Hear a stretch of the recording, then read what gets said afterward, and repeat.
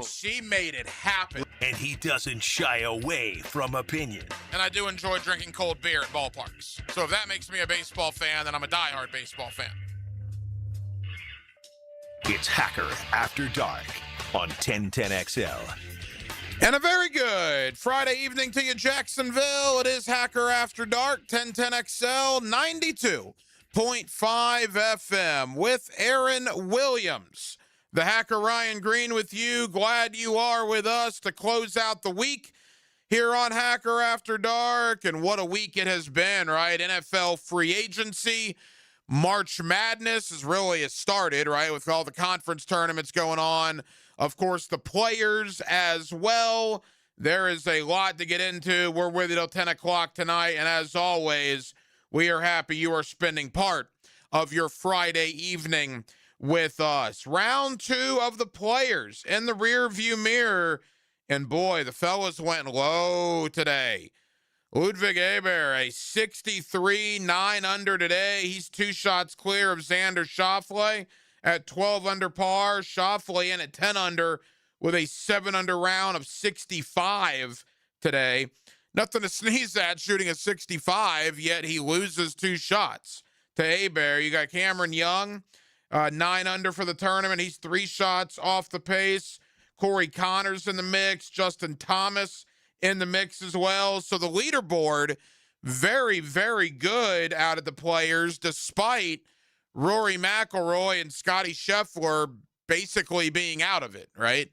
The 2 best players in the world aren't going to factor in to who's going to win this thing, yet it's still a very, very good leaderboard going into the weekend. But again, I don't know what they can do to toughen up the golf course. They're probably going to want to do something, though, because you look at some of these scores today, 63, 65, 67, 67, 68, another 68. There was a 64 put in there, a 65 again. So, I mean, they were just shooting fish in a barrel out there at Sawgrass. Really fun to watch, but my goodness, maybe the golf course will get a little tougher as we get in to the weekend. As far as the big story today, well, Chris Rodriguez met the media. I got a lot of thoughts on that. The newest Jacksonville Jaguar.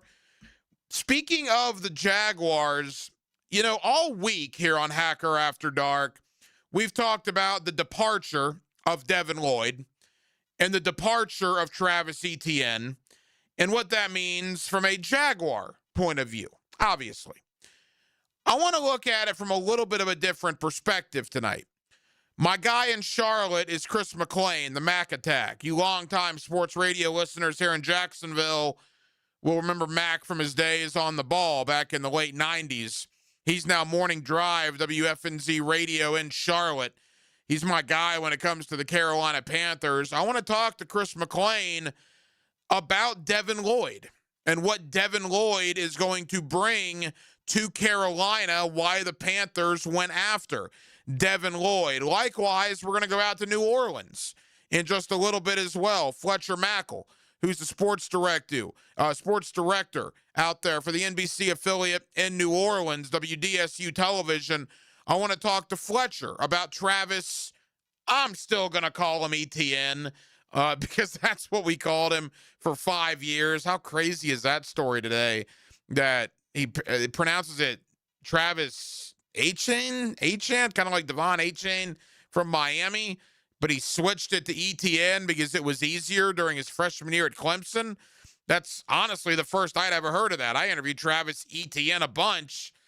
Never said a word to me. That kind of caught me off guard, but I'm going to call him Etienne, at least for the here and now. What Etienne means to the New Orleans Saints and why they went after him in free agency. So a little bit of different perspective. We'll talk Devin Lloyd from a Carolina point of view. We'll talk Travis Etienne from a New Orleans Saints point of view. Also, Jordan DeLugo of Generation Jaguar. So certainly a lot of NFL and Jaguar conversation here on a Friday night edition of Hacker After Dark. But the big deal of the night is about the world of college basketball and the madness, which is in March. Every night here on Hacker After Dark, we do kick it off with a big deal of the night. and Aaron Williams. Let's do that right now. Time now for the big deal of the night What's the big deal? What is the big deal? No big deal. It is a big deal. on Hacker After Dark. Florida, a big winner today over Kentucky. The Gators 3-0 over the Kentucky Wildcats here in the 2025-2026 season. 120 minutes of game action between Florida and Kentucky this year. 2 hours worth of basketball that those two teams played. Kentucky did not lead Florida for a single second of those 2 hours. That's domination, Gator Nation. That is what that is. That is just pure old-fashioned domination. Florida owns the Kentucky Wildcats right now. And what I'm worried about, or I guess I should send my thoughts to, is ESPN, particularly our guy Jimmy Dykes, who I like. Carl Ravage to an extent too, but particularly Jimmy Dykes. Boy, they got to change their entire philosophy tomorrow. They can't say Big Blue Nation now for the rest of the tournament. How many times did we hear about Big Blue Nation in Nashville? It was nauseating. I mean, look, I was at one point one of those guys that thought, you know, Billy Packer's going against Florida, or Lee Corso loves the Noles and hates the Gators. I mean, that was the MO 15, 20, 25 years ago. I've kind of grown out of that, but man, that was disgusting today. Oh, if Kentucky can just get it to single digits, and Kentucky can keep it close.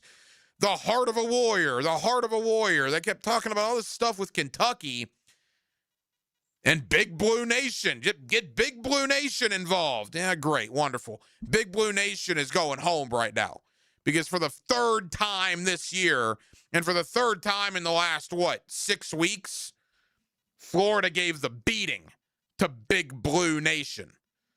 Again, you want to talk about where Kentucky is in the hierarchy of college basketball and where Florida is in the hierarchy of college basketball right now? 120 minutes, 3 games, Kentucky led for exactly 0 of that 120 minutes. Florida advances and they get Vanderbilt. I know most people thought it was going to be Tennessee, myself included. It is not. Florida and Vanderbilt tomorrow in the semifinals of the SEC tournament. 1 o'clock tip. Of course, you'll hear it right here on 1010XL and 92.5 FM. Does this win today cement Florida as a 1? Probably. Certainly if UConn were to lose tonight, but probably. If Florida beats Vanderbilt tomorrow, they're a 1 seed in the NCAA tournament. I think at that point there would be no doubt. And look, the one thing I will give Kentucky credit for to an extent, although I do think Florida just quite frankly didn't play very well, but it was a battle today. You know how Florida's going to lose in the NCAA tournament? They're going to lose having a game like this. They couldn't hit a three-pointer to save their life. There was one point today where the Gators were 2 of 19 from three-point range. 2 of 19. If you do that against Duke or Michigan or Arizona or some of these big boys, you're not going to win. Florida could overcome it because they're just simply better than Kentucky. They have a much better roster than Kentucky. You can't go 2 of 19 and expect to beat Duke, Michigan, Arizona, UConn, some of these other powers in college basketball. Florida also turned the ball over like 18 times. So you have way too many turnovers. You can't shoot a 3 to save your life until the final minute of the game, where Xavier Lee hit the 3 that basically ended it with 50 seconds to go. But it was certainly not a thing of beauty today for the Gators. And despite that, they still beat Kentucky. Hopefully they will play considerably better tomorrow as they take on Vanderbilt. One more thought about college basketball. And this is not a Florida thought as much as it's just a mile-high view of the sport that I love. I love college hoops. Man, these reviews and these challenges and these appeals, and every time somebody gets poked in the eye or a fingernail hits somebody on the cheek and you got to go to the monitor to see if it's a flagrant one, I'm about tired of that. NCAA's got to do something. That's ridiculous. I mean, there should be a limit on going to the monitor. What are referees paid for? Why are they getting paychecks? I mean, I could go out there and put a striped shirt on if I can go to the monitor 30 times a game and listen to some guy on a headset tell me if I'm right or not, or to change the call. I mean, good grief, man. Enough's enough. That Florida-Kentucky game was over 2.5 hours today. 2.5 hours. Because every time the game would get going a little bit and there would be some sort of flow, nope, got to go to the monitor. Got to look and see if that's a flagrant. Got to see who that's out of bounds on. Got to check this appeal. Got to check this coach's challenge. Enough. Ridiculous, man. And I think enough people are starting to complain about it where hopefully the NCAA has to take a good, hard look at that. Because college basketball games, A, should never go 2.5 hours without it at least going to one overtime. And B, these officials are getting paid good money for what? If you can go to the monitor 10, 15, 20 times just to keep looking and looking and looking and analyzing everything, just enough. Was ridiculous today. That being said, I still love it. Florida Vanderbilt tomorrow, 1 o'clock, SEC tournament semifinal.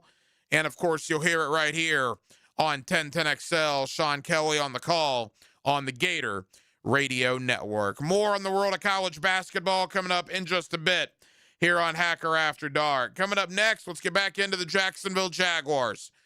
Let's talk the departures of Devin Lloyd and Travis Etienne. Let's talk about the arrival of Chris Rodriguez. I don't know if you guys saw this today. De'Ami Brown leaves to go back to Washington. Of course, the Jaguars have also lost Dewey Wingard and Greg Newsome. 5 guys have left in free agency. Only 1 has come in. But we'll talk about the week that has been here in Jacksonville, and we'll focus on the newest Jaguar tailback in Chris Rodriguez.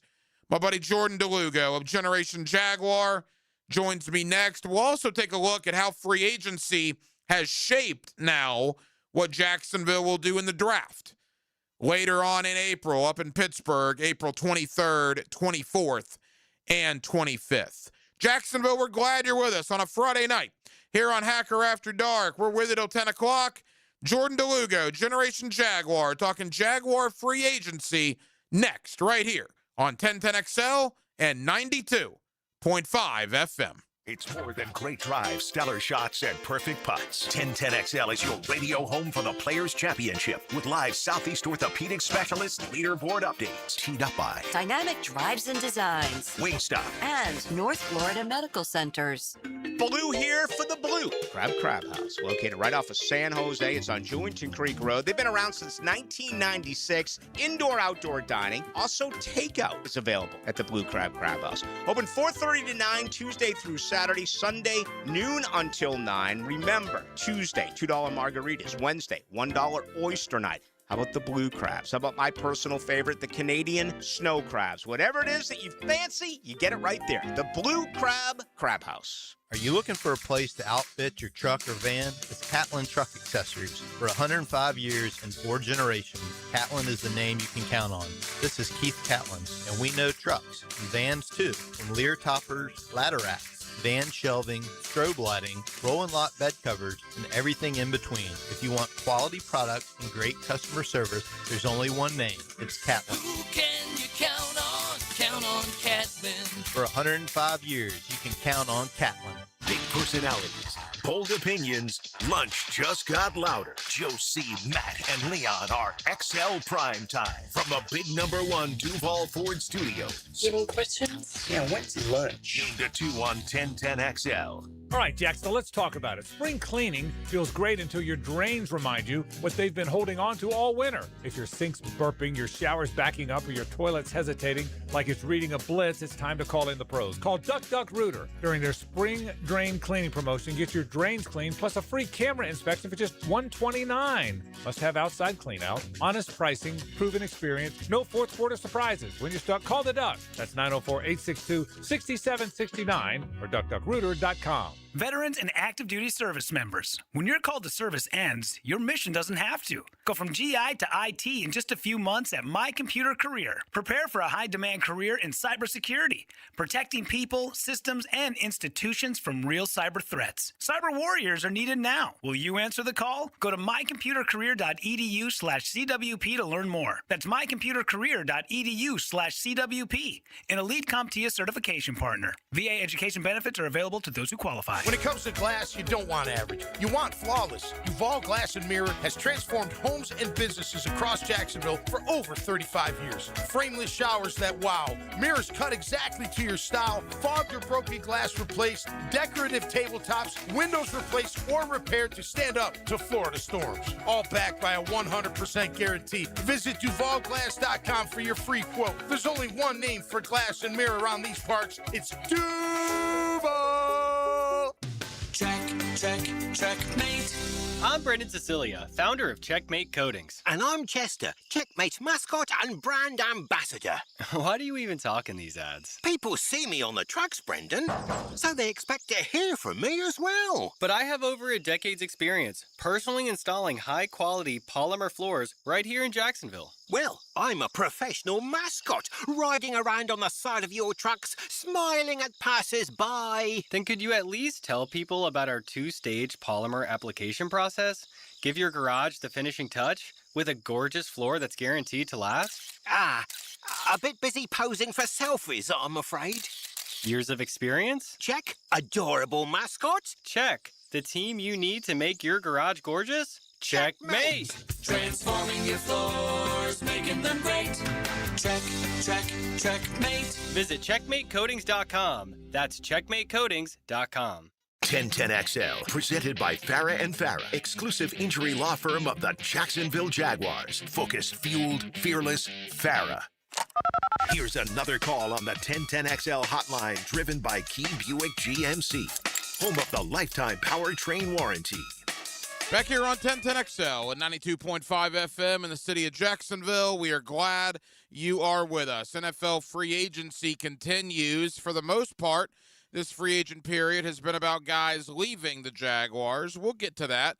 But they have started getting some arrivals, including running back Chris Rodriguez from Washington, who the Jaguars paid pretty handsomely. He looks like he's going to be a big part of their plans in 2026. Let's talk about Rodriguez. Let's talk about some of the guys that have left and the voids that they need to fill here with the Jaguars. With Jordan DeLugo of Generation Jaguar. He's always kind enough to join us here on Hacker After Dark. Jordan, how we doing, man? Doing excellent. Cannot complain one bit. Weather's nice. Magic are winning some basketball games. Free agency's going on. What more can you ask for? Yeah, you and I share a fandom of the Orlando Magic. I was telling you earlier, I put out a tweet being done with head coach Jamal Mosley, and since I did that, they've won 5 in a row. I should have done that 2 months ago. Nice win over Cleveland earlier this week. All right, to the Jaguars, and I saw you on social media a couple of minutes after the Jaguars signed Chris Rodriguez. You are a draft guy. There is no doubt about that. You follow all the young prospects, and you happen to like what the Jaguars did in bringing in the former Commander running back. Yeah, so just like on my personal side of it, my evaluation of him coming out of Kentucky, I liked him a lot. I thought that he had vision and power, an in-between the tackles type of runner. And he also had a little bit of creativity in between the tackles. Like there's some jump cut ability, some one cut. There's a little bit of like short area burst and acceleration. He's not a burner by any stretch of the imagination, but he did a lot of things at Kentucky that I thought would translate well to the next level. And I think that his college coach, Liam Cohen, thought the same thing. And now he's excited to be able to be coaching him once again in Jacksonville. I mean, look, 500 yards rushing last year, 6 touchdowns, averaging 4.5 yards per carry. That's nothing to sneeze at. Those are pretty good numbers. Are you surprised with the contract that Rodriguez got? I mean, basically the Jaguars are paying him what Rico Dowdle and Tyler Algiers both got on the open market. Yeah, I think that part of it is very interesting. I was a fan of both of those guys as free agent running backs. I didn't talk about Chris Rodriguez as much because he just hadn't gotten as much run, quite frankly, as those guys in free agency. So I probably should not have overlooked that, considering Liam Cohen was his coach in college, but he just hadn't had a really big role in Washington yet. But like you said, the basic box score stuff is good. You look at the advanced metrics, the rushing yards over expected, the yards after contact per attempt, and they are extremely favorable for Chris Rodriguez. And so, yeah, could they have gotten one of those guys and it made sense? Probably, but Liam Cohen, I think, knows exactly what he's getting in Chris Rodriguez, having been his coach before. And then they've also been able to evaluate on a kind of limited sample size. He did obviously get over 100 attempts last year, but more limited than some of the other guys in the NFL from a sample size. But they were able to evaluate that and say, look, this is our guy to come in and be our in-between the tackles physical runner and complement what we have in a Bashal Tutin, who is more of a outside runner, and complement what we have in LeQuint Allen, who is your pass pro back. So I think they have a pretty complete looking backfield right now. Jordan DeLugo, Generation Jaguar, with us here on 1010XL as the Jaguars bring in running back Chris Rodriguez from Washington. It's interesting. I was talking about Rachaad White and Sean Tucker a lot, guys that Liam Cohen had seen during his time in Tampa.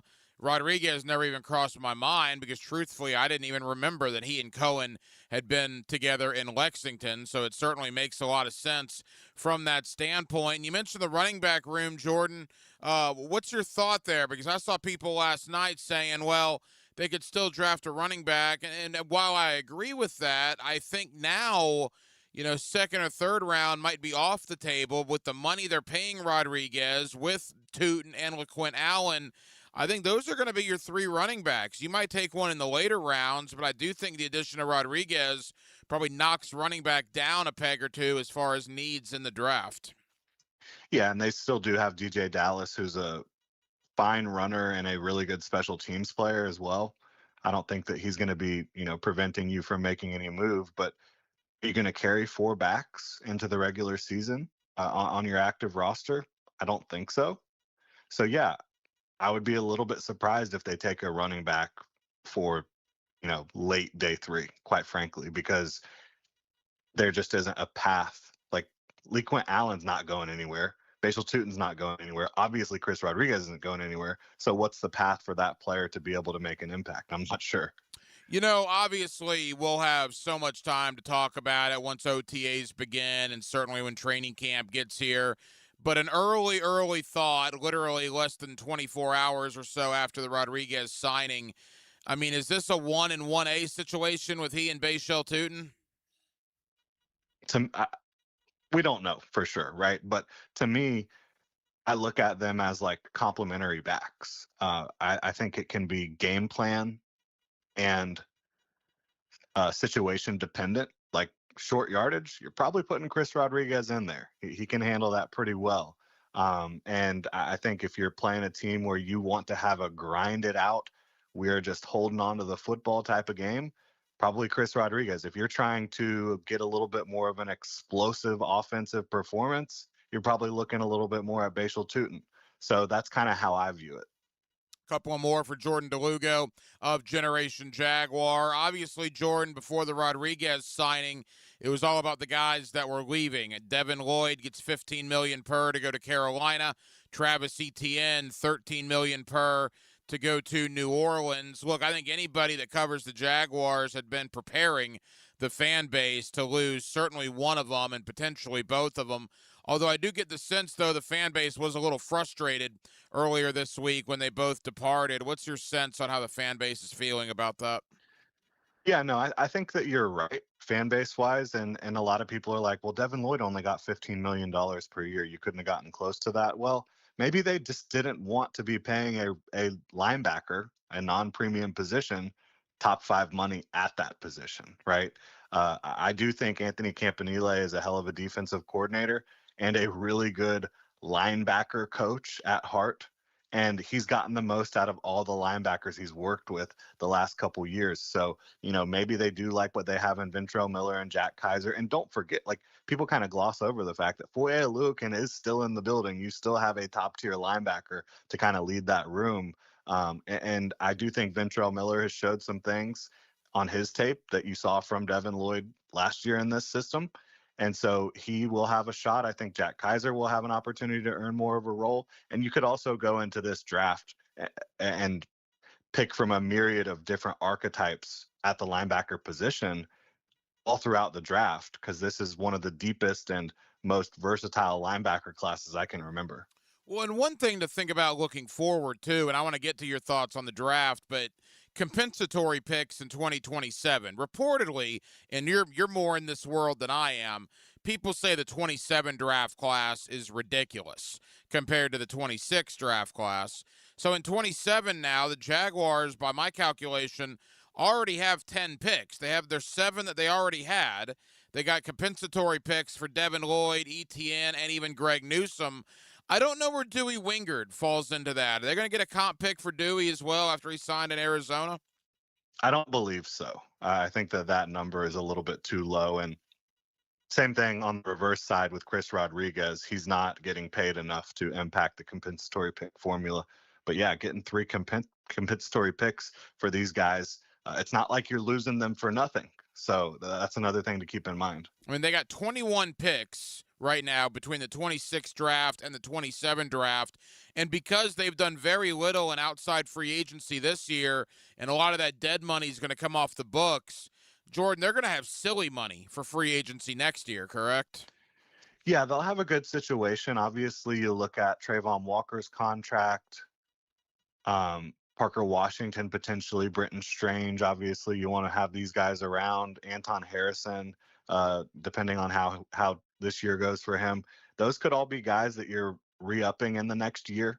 And so that's going to eat into some of that for sure. But yeah, they should, if they want to be more active in free agency next year, they should have that on the table for sure. So that's definitely a good point. Final moments, Jordan DeLugo, Generation Jaguar. We'll hopefully have you on at least one more time prior to the draft. But now that free agency, I won't say has settled, because certainly the Jaguars could do some more things and they'll have some more departures. But based on how it looks right now, pick 56, they also have 81, 88, and 100.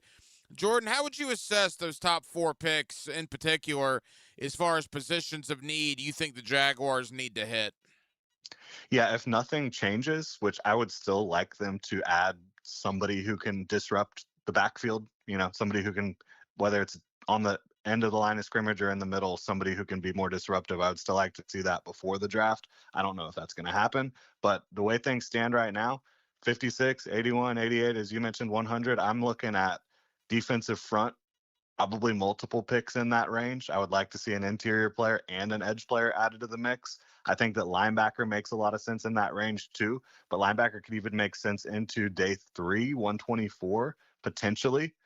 There's just, again, so many good linebackers in this class. I think you just got to kind of, if you're the Jags, just who are your guys that you like? How's it stacking up? How long are they going to be available, et cetera, at that spot? But I do think that they should be looking to add another linebacker to the mix who they think can make an impact in their system. And then beyond that, I would love to see them find an offensive lineman that might not be starting this next year, but somebody who can be a ceiling raiser in the future. I don't know if they're going to be able to find that with the picks that they have, but that's something I've been thinking about, because like outside of Anton Harrison, I don't know that there's any super high ceiling offensive lineman on the Jaguars roster. I like the group. It's a good group, but where is the Pro Bowl, all pro potential type of guy on that group outside of Anton Harrison? No, it's a good point. They got some young guys. We'll see more of Wyatt Milam, the 3rd-round pick last year. Jonah Monheim showed some nice things. But from a young player perspective, I agree. You'd like to build up some of the youth on this offensive line. And that brings me quickly to Caleb Ransaw. You know, you and I spoke a couple of weeks ago about the Travis Hunter situation. Now that Monteric Brown is back in the fold, you got Jordan Lewis, you got Jarian Jones. Cornerback looks pretty good. I've had a lot of people on Jordan to talk about Ransaw being obviously a safety or playing in the slot like he did in college. You know, how does Ransaw factor into what they're going to do in the secondary? Well, obviously got to be healthy. That's the biggest thing coming off of this past season where he missed the entire year. But I think that they would like for him to be able to be versatile safety, because like he showed versatility in college. He played outside, he played nickel, he even played like some overhang run defender type. They played against Nate. Played against one of those teams that run like, I think it was Navy, but you know, that kind of weird option offense where you just need these overhang defenders, and he showed the ability to do that. But I think they would like him to be able to play some center field and also some split safety, and even come down into the box and do some nickel things as well. Some of their safety reps last year, some of the safety players had nickel reps for the Jaguars in that kind of role. So I think they'd like him to be super versatile. I think the plan would probably be, you know, do you re-up Antonio Johnson? Obviously, he's going to have a huge role this year. Eric Murray's going to have a role as well. I think that you get Caleb Ransaw in the mix with those two guys, and those are your big three. Jordan, final question. We got 60 seconds. I've had a lot of national draft guys on to look at the draft from a national point of view. You're a draft guy that's obviously based here in Jacksonville, and you do a terrific job with your videos on YouTube, and you do a ton of draft content on YouTube for people that haven't checked out Jordan's work. It's pretty good stuff when it comes to the draft. I've been told day 2 is the sweet spot in this year's draft. You know, maybe there's only 15 or so guys with true round 1 grades, and day 2 is kind of where you want to be this year. And if that's the case, the Jaguars, even without a first-round pick, might be in reasonably good shape. Yeah, I think so. I think 56 is a really attractive spot. I think, you know, and depending on the position you're looking at, it's going to be viewed differently, right? But just a general consensus, I think 56 to 124, where they have 5 picks, is a very nice spot to be in this draft. I think that if they position themselves correctly, take the right swings at the right time, you could be looking at 5 good players from that group. Jordan, tell the good folks here in Jacksonville, not only Generation Jaguar and the coverage you'll have there, but about your draft content that you put out on social media.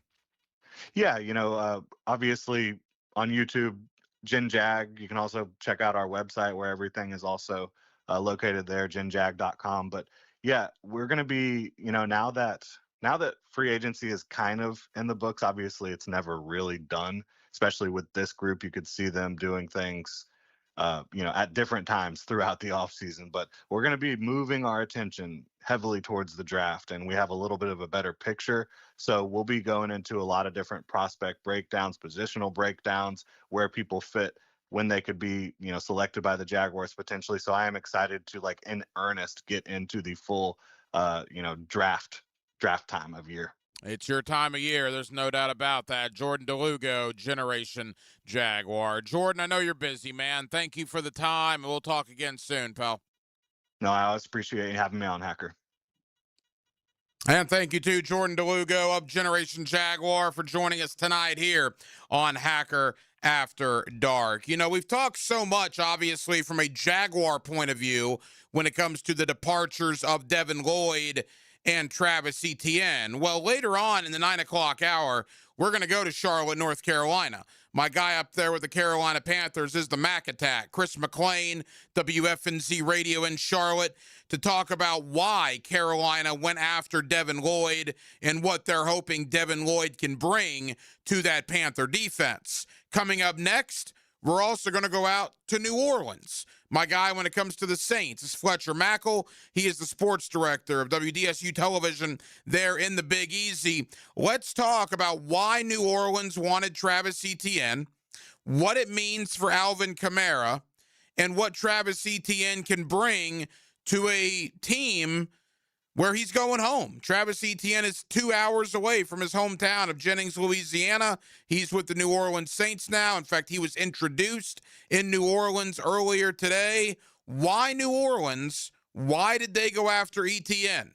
Fletcher Mackel out in the Big Easy. joins me next on a Friday night here in Northeast Florida. We're glad you're with us. It's Hacker After Dark. Live streaming from the XL Digital Studios. Brightened by Harbor Dental Care, Jacksonville's first choice for dental emergencies. My son had a meniscus surgery a couple years ago. Went smooth as silk, was playing tennis in 2 weeks. This is Patrick Malarkey, and I highly recommend Southeast Orthopedic Specialists. Our son Eric's a Division I collegiate baseball pitcher who is having shoulder pain. We took him to Southeast Orthopedic Specialists and are confident that he's now on the road to recovery. This is Beth Anderson, and we love the care Eric receives at Southeast Orthopedic Specialists. Southeast Orthopedic Specialists. I'm here with Danny Van Sickle, Director of the Electrical Training Alliance. Danny, tell me about your program. Hey, Rick. We're a 4-year electrical apprenticeship. Our students start out making over $40,000 a year, and right now make over $90,000 a year, including benefits. There is no tuition or student debt. You just have to apply and get accepted. Did you say no tuition and no student debt? You heard that right, Rick. Once you're accepted to the program, your only cost for the books and the course fees. About $800 a year. That sounds like an amazing opportunity. How can I learn more? Just go to etajax.org and you can apply there. Apply by May 14th. Create a backyard your family will love. Jack's Outdoor Solutions, an authorized dealer of Celebrity Greens, installs PGA quality artificial turf golf greens and complete outdoor spaces. From turf to custom hardscapes, landscaping, and lighting, every project is built for style, durability, and family fun. Locally owned and trusted across Northeast Florida, customers rave about their results. Check their 5-star reviews on Google. Plan your dream backyard today at jacksoutdoorsolutions.com. Bueller. Stay cooler with Bueller. Hey, pal. Stand back, Jason. I'm gonna Sneeze? Yeah, I saw that coming. It's all this spring pollen, Jason. It's outside and it's inside my house, and I just can't stop. I can't stop. Sneezing? Okay, let me help you with that. How can you help? At Bueller Air and Plumbing, we can improve your indoor air quality with air purifiers, UV lights, and filtration systems. Every new system we install includes high-efficiency 4-inch filters that work better and last longer, even if you forget to change them. Wow, that's amazing. That's amazing. Life can get pretty dusty sometimes. If you spend all day, you could miss it. Stay cooler with Bueller. Visit BuellerAir.com. At G&H Tires and Service, the G stands for great pricing. The H, well, that means honest service. For over 20 years, Roger and his team have helped Jacksonville drivers stay safe on the road. Need brakes, oil change, AC not blowing cold? Well, how about a super affordable $36 oil change? Affordable brake jobs, AC checks before summer hits, alignments for all these construction roads, and even free check engine light inspections. Locally owned, community driven.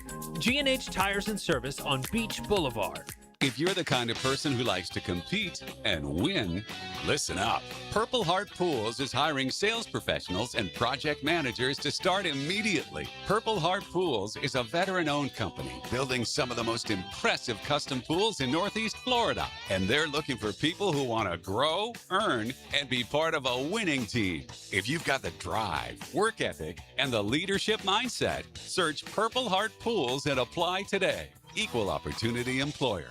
Instant Keys is turning 25. A quarter-century of saving the day when your keys mysteriously vanish. Seriously, it was just in my pocket. Or when that remote fob decides to quit working. The dealership is such a hassle. For 25 years, Instant Keys has been the go-to locksmith service for car keys, house keys, transponders, re-keys, and even high-tech smart locks. You don't have to go to the dealer. Instant Keys comes to you for honest, professional locksmith service. Use Instant Keys.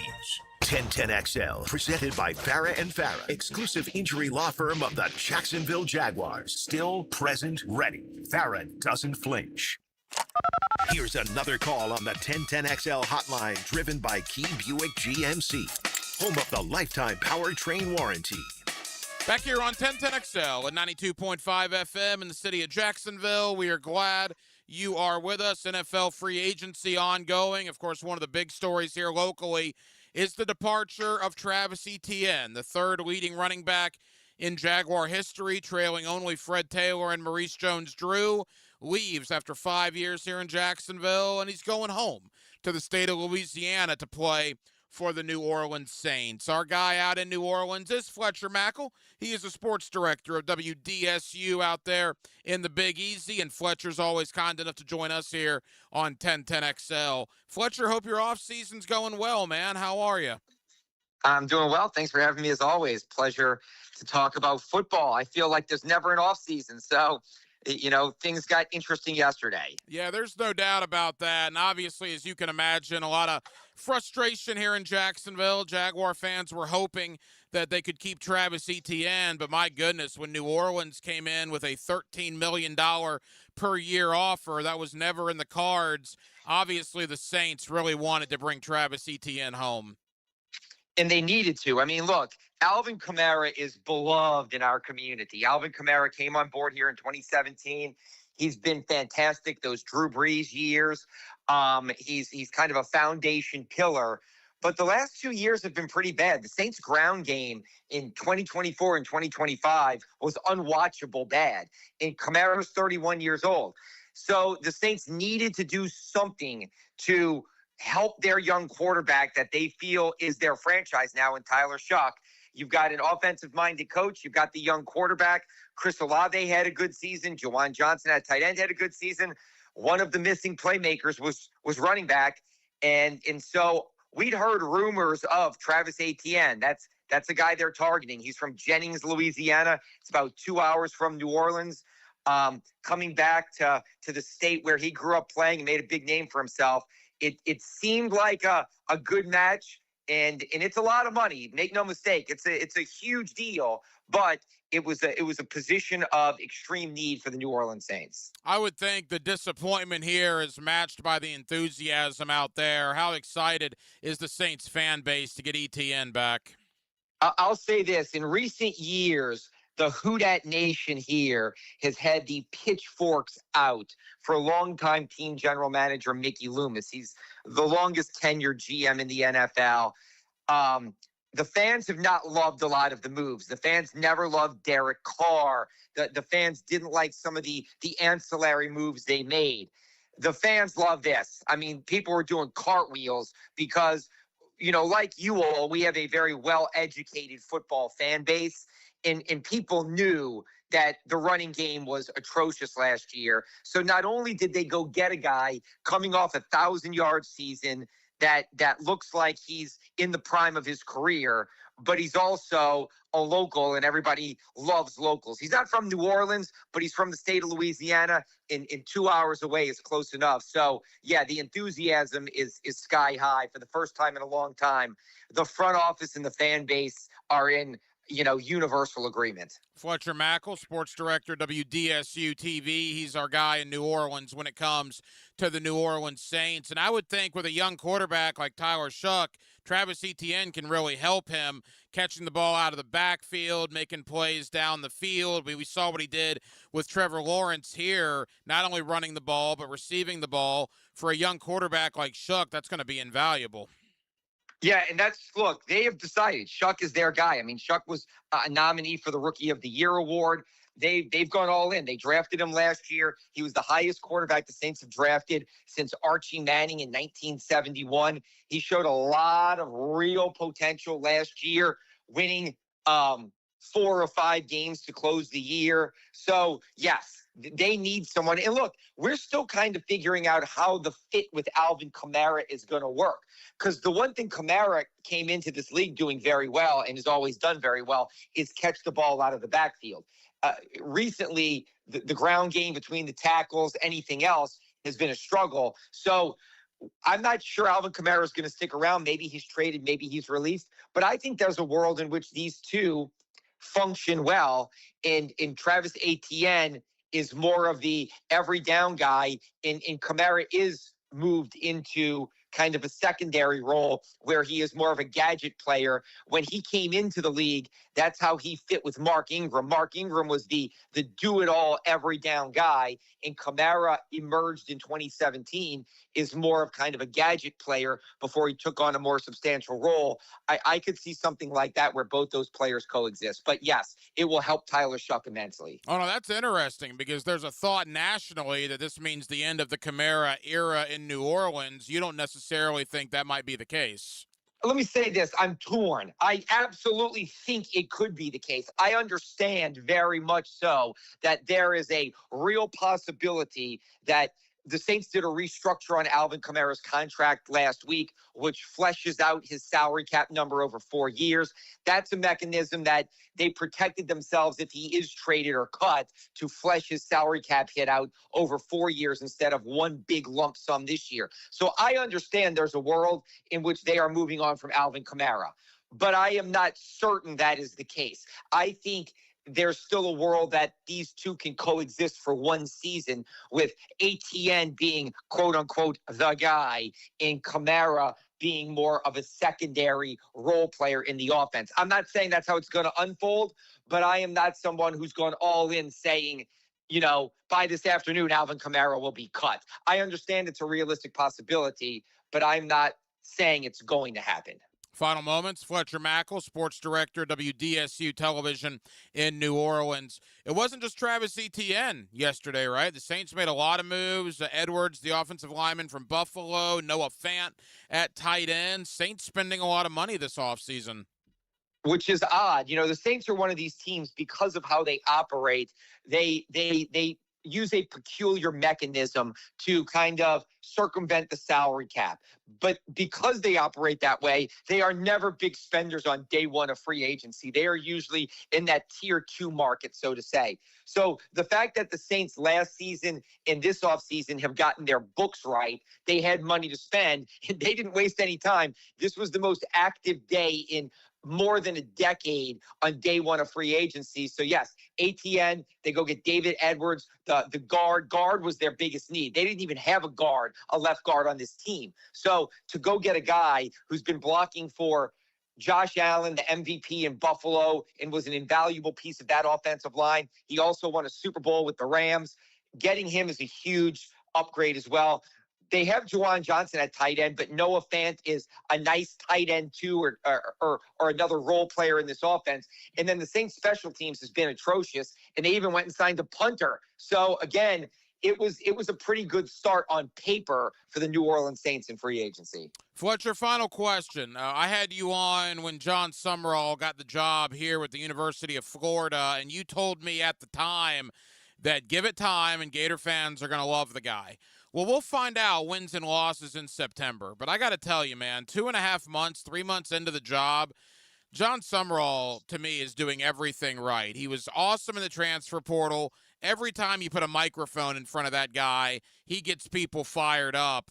I think, you know, the Lane Kiffin stuff is kind of worn off here, and people are really coming around to Summerall, and he's really making an impact early on in his Gator tenure. Yeah, I'm a big believer in John Summerall from the day he stepped foot on Tulane's campus, how he interacted with the media, the things he said, how he, you know, built his team, the winning that he brought here, continued from Willie Fritz and really brought to new heights, making the playoffs last year. I think John Summerall, no offense to Billy Napier, he is not going to be Billy Napier. He is going to succeed at Florida. Again, just being around him, I'm all in on John Summerall. I think you all, whether he was your second, first, third, whatever choice he was, you all may have won the coaching cycle last year. Yeah, I'm a big fan. And quickly, what about Lane Kiffin? Obviously, 40 guys out of the transfer portal. It's been very busy over there in Baton Rouge. Are people still in the honeymoon phase?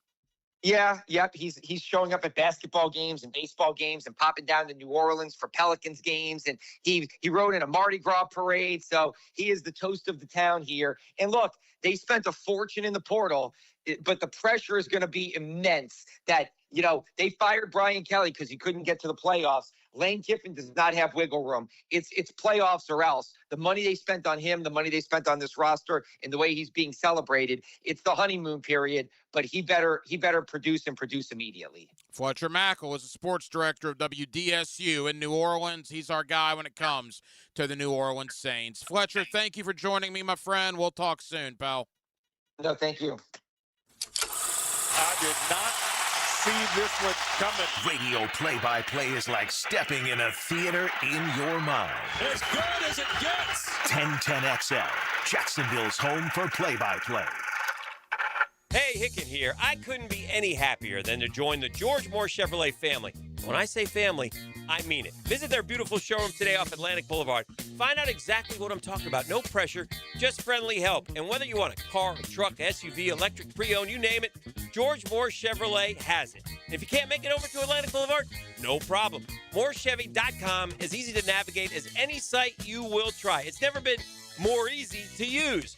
George Moore Chevrolet. Together, let's drive.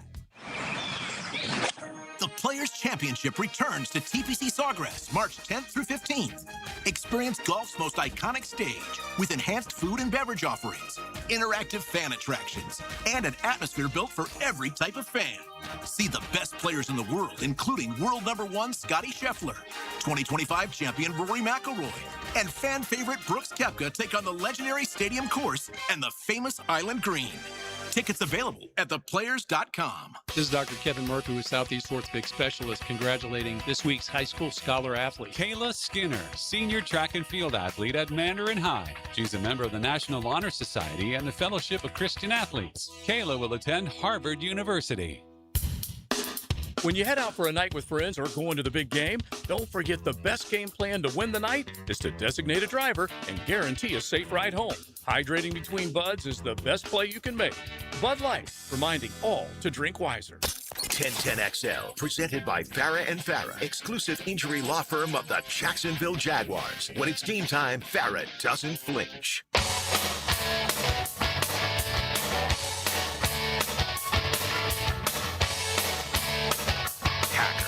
After Dark on 1010XL. Yes, it is. Glad you're with us. Hacker After Dark, 1010XL, 92.5 FM. We'll take you up till 10 o'clock as we do every night. Want to get you an update on a couple of things going on right now. Gator Baseball is playing South Carolina in what I believe is the SEC opener for both schools. Don't talk a lot of Gator Baseball. They're coming off a big win over Florida State. When you think of college baseball, though, you think of offense, obviously, right? You think of guys swinging the lumber and a lot of runs getting put on the board. Well, here I'm looking at the box score for Florida and for South Carolina, and I'm pretty surprised at what I'm seeing because they're in the bottom of the 8th right now between the Gators and the Gamecocks. It is a 0-0 score. But, Aaron, that's not the most interesting thing. The most interesting thing is in the bottom of the 8th, South Carolina has registered 1 hit. Florida currently has no hits. South Carolina is pitching a no-hitter on Florida in the bottom of the 8th. It's still scoreless because the Gators have only allowed 1 hit. You've got 1 hit in 8 innings almost completed between these two SEC teams tonight down in Gainesville. I'm not the biggest baseball guy, but I'm guessing that's not a huge offense. The both teams are clearly struggling when it comes to hitting. I don't think it's more the struggling. I think the pitchers are on point. Florida's been pretty good. I mean, Florida took 2 from Miami. Florida beat Florida State 6-3 earlier this week. I mean, the Gators are 15-3 total for the year, 15-2 in their last 17. South Carolina comes in at 12-6, but you just don't see a college baseball game where the two teams have combined for 1 hit in the bottom of the 8th. That is very, very rare. We'll keep you updated, but certainly a pitcher's duel going on in Gainesville right now between South Carolina and between Florida. The Players' second round is obviously completed. I would imagine some of you are driving home. Some of you are probably going to bed pretty soon because you're going to get up for third round action tomorrow out of the TPC Sawgrass. Look, really good leaderboard, despite the fact that you don't have Rory McIlroy or Scotty Scheffler in competition on the leaderboard. You still have Ludwig Hebert with a 63 today, 12 under for the tournament. He's 2 shots better than Xander Schauffele, who shot a ho-hum 65 today. He's 10 under for the tournament. Cameron Young is in the mix. Corey Connors is in the mix. Justin Thomas is in the mix. Also Matthew Fitzpatrick, Tommy Fleetwood, on down a little bit. They are 7 shots off the pace, so a good leaderboard. And I wonder what they can do to toughen up the golf course. Again, you look at some of the scores today in round 2. Hebert shot a 63. Schauffele shot a 65. Young and Connors shot 67s. Harman shot a 64. Thorborson shot a 65. I mean, they are just shooting fish in a barrel out at Sawgrass today. We'll see what happens over the weekend, but clearly 12 under through 2 rounds with Ludwig Hebert. He is your leader right now, 2 shots better than that of Xander Schauffele. And college basketball, March Madness in full swing. Florida earlier today, a win over Kentucky. It is the Gators' 3rd win this year over the Wildcats. Again, the crazy stat there, 120 minutes of game action, 3 games played between Florida and Kentucky. The Gators won all 3 games. Kentucky never led. Not for a minute, not for a second. 2 hours of games, 120 minutes between Florida and Kentucky, and the Kentucky Wildcats, Big Blue Nation, as they're called, and goodness knows ESPN had to use that phrase a lot today. Thank goodness we don't have to hear that anymore. The rest of the SEC tournament has not led or did not lead Florida for even a second of those 120 minutes. The Gators will get Vanderbilt tomorrow in the semifinals of the SEC tournament. Vanderbilt, the 4 seed, knocking off the 5 seed Tennessee earlier today by 7. So it will be Florida and Vanderbilt tomorrow, 1 o'clock. You'll hear the game right here on 1010XL. Florida beat Vandy earlier this year, but it was a barn burner in Nashville. What was it, like 98, 95, something like that? I mean, it was a really fun game there at Memorial Gymnasium in Nashville. You'll have the rematch tomorrow. Night session of the SEC tournament going on right now. Boy, Ole Miss. Ole Miss, the 15 seed in the SEC tournament. They entered the SEC tournament at 12-19. On Wednesday night, they defeat Texas 76-66. Last night, they defeat Georgia 76-72. This is their 3rd game in 3 days. And Ole Miss right now is beating Alabama 63-51. They're up a dozen with 12 minutes to go. Again, the 15 seed Ole Miss. There's only 16 teams in the conference. Other than LSU, Ole Miss was the worst team in the SEC this year in the regular season. And they're up 12 right now, 12 minutes away from advancing to the semifinals of the SEC tournament. The nightcap tonight will be Arkansas and Oklahoma. And then, of course, tomorrow, like I said, Florida Vanderbilt at 1 o'clock. The winner of Ole Miss Alabama takes on the winner of Arkansas Oklahoma tomorrow at 3:30. And the final in Nashville will be Sunday, 1 o'clock. Hopefully, for the Gator Nation's sake, it'll feature Florida against someone, and then all eyes turn to Selection Sunday, right? Selection Sunday. The Field of 68 will be announced Sunday evening. When we rejoin you on Monday, we will have brackets in hand, and it'll be a fun week for us here on Hacker After Dark. Next Thursday night and Friday night, we will be out on location. We will let you know where we will be early next week, but looking forward to getting out and watching a little March Madness with you next Thursday and Friday here on Hacker After Dark. We just went to New Orleans to talk to Fletcher Mackel to find out why the Saints targeted Travis Etienne. Well, along those same lines, let's go to Charlotte. My guy, when it comes to the Carolina Panthers, is a guy that you might remember if you're a long-time sports radio listener here in Jacksonville. The Mac Attack, Chris McClain, who used to be on the ball back in the late 90s. He is now Morning Drive, WFNZ Radio in Charlotte. Let's talk Carolina. Let's talk Devin Lloyd.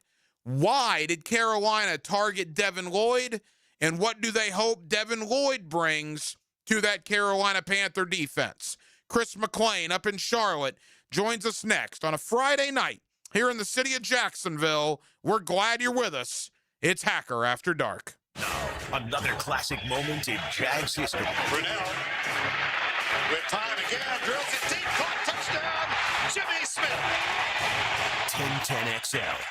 If you are an experienced electrician looking for your next big opportunity, look no further than the Miller Electric Company, a trusted name in the industry for over 96 years. At Miller Electric, we tackle the biggest projects in the city, offering you the chance to showcase your skills on a grand scale. We believe in rewarding hard work with the best pay, top-notch benefits, and an unbeatable culture where people actually care about each other. Take your career to new heights with Miller Electric Company. Apply today at millercareers.com. Miller Electric, an equal opportunity employer. Life is about choices and the decisions you make. I'm David Robbins with Epstein & Robbins. If you're convicted of a DUI, you'll have to face severe consequences. Walking through the doors of the courthouse or appearing at a bond hearing can be extremely intimidating. Without the right lawyer, you're likely to make the wrong decision. Let our team help you make the right decisions in court. Epstein & Robbins, the right choice. Epstein & Robbins, fighting for your rights since 1975. Southeast Orthopedic Specialists congratulate the 1010XL Scholar Athlete of the Week. Jada Mincy, senior cheerleader, weightlifter, and track and field athlete at First Coast High School. She's the president of the National Honor Society and has been accepted to attend FSU. St. Patty's Day's here, so come and see. Total Wine and More's the place to be. Whiskey Smooth or Guinness Tall, we've got the best, come grab it all. An Irish coffee, bold and sweet, or something new, a tasty treat. Not sure yet? Don't fret or fear, our friendly guides will bring good cheer. With the lowest prices for over 30 years, you'll always find what you love and love what you find. Only at Total Wine and More. Drink responsibly, B21. Home of the Jaguars. WJXL AM Jacksonville Beach. WJXL FM Jacksonville Beach. Picken here. Restore comfort and confidence with oculoplastic specialist Mary Kate Wilson, MD, at the Eye Associates, Jacksonville's expert in oculofacial plastic and reconstructive care. Dr. Wilson specializes in eyelid surgery, cosmetic and reconstructive procedures, and treatments, always with a personalized approach. Now seeing patients at the beaches, Southside, and St. John's locations. To schedule your consultation with Dr. Wilson, call the Eye Associates, formerly Bowden Eye and Associates, Schneider Eye and Wellness Center, and Janet A. Betchkel, MD, at 296-0098. Get ready for spring turkey season at Green Acres Sporting Goods. Find shotguns trusted in the field from Browning, Beretta, and Benelli. Plus, the newest bows are ready to test shoot from Hoyt and Matthews. For over 55 years, Green Acres Sporting Goods has helped Northeast Florida hunters gear up with confidence. Stop by Green Acres today at the corner of Normandy and Hammond Boulevard, or shop online anytime at greenacresporting.com. Alert! Alert! Termite swarms are active right now in Jacksonville, and once they get inside, damage can happen fast. Termites don't knock, they silently attack the structure of your home, leaving behind costly repairs and long-term headaches. Protect what you've worked hard for with the proven protection homeowners trust. Terminix Safe, with advanced termite treatment and prevention solutions. Visit Terminix.com and schedule your free termite inspection today. 1010XL, presented by Farah and Farah, exclusive injury law firm of the Jacksonville Jaguars. Focused, fueled, fearless, Farah. Here's another call on the 1010XL hotline, driven by Key Buick GMC, home of the lifetime powertrain warranty. Back here on 1010XL and 92.5 FM in the city of Jacksonville. We are glad you are with us. NFL free agency continues, and certainly one of the big stories here in Jacksonville is the departures, right? Greg Newsome to the Giants, Travis Etienne to the Saints, and maybe the one we were all expecting was Devin Lloyd. We just didn't know where he was going to go, and it ends up that Devin Lloyd is staying in the South, except the NFC South this time around with the Carolina Panthers. Our guy up in Charlotte is Chris McClain, WFNZ Radio in Charlotte, and Chris is always kind enough to join us here on 1010XL. Mac, how we doing, man? I'm sure everybody's so glad to hear from me as I talk about the Panthers stealing a great player. Everybody's going to boo me today, I have a feeling. Well, I think most Jaguar fans, Chris, have kind of prepared themselves for the inevitable. Yeah. Look, we hate losing Devin Lloyd. Big picture, was Carolina always in on him? Did you guys expect Carolina would make a full board to try to get him in free agency? Yeah, I mean, he was obviously one of the top names at the list on the list. It became apparent, through all the intel locally here, but also the national guys, that the Panthers were going to be aggressive in the edge market and the off-ball linebacker market, and they need to. The pass rush is atrocious. Can't get pressure with 4 at all. Last year they added a couple rookies that have definitely showed promise, but they needed that veteran guy. And then at linebacker, I mean, the coverage especially, the coverage skills at linebacker especially have been so lacking here. You saw it if you watched the Rams playoff game. It was Matthew Stafford just zinging the ball over the middle, right past the ear holes of multiple middle linebackers. So Devin Lloyd fits that. So his name has always been one that had been brought up. I think the thing that was really surprising to fans and really got fans cranked up is when they spent $30 million a year on Jalen Phillips, the edge rusher from Philly. I think the feeling was they're going to get a linebacker, but it's probably not going to be Devin Lloyd because they would both be probably like the top end guys of their positions. And when Dan Morgan pulled that off and got these two guys that, you could argue are at the best of their class at their position of free agency, I mean, Panther fans are giddy about that combination. Well, I don't blame them. And to that point, I'll get back to Devin in a moment. Like you said, Chris, the Panthers were a playoff team last year and gave the Rams a heck of a run there on Wild Card Weekend. So not only are you coming off a playoff appearance and a division title, you then spend gobs of cash opening day of free agency. I would imagine Carolina fans are very excited for the future. 100%, man. It's really cool. And I think first of all, just the message that it sends that, hey, we're not resting on our laurels, right? We won this division, we won this, stinky NFC South at 8-9. But we want more. And we also realize that the other teams in this division, are going to be improving themselves too. So I love the fact that they're aggressive. They have talked repeatedly over there in that building ever since the end of the season that this is the standard now. Like, they can't go back. Like, if they go back, they will be, not meeting the standard, that they need to stay in the playoffs, and now they need to find a way to advance in the playoffs. So I like the fact that the actions of GM Dan Morgan kind of backed up those words. Like, they realize they've added 3 wins to their total each of the last 2 seasons. And I think they realize, man, we got to keep the foot on the gas pedal. So I think that's what's so exciting here.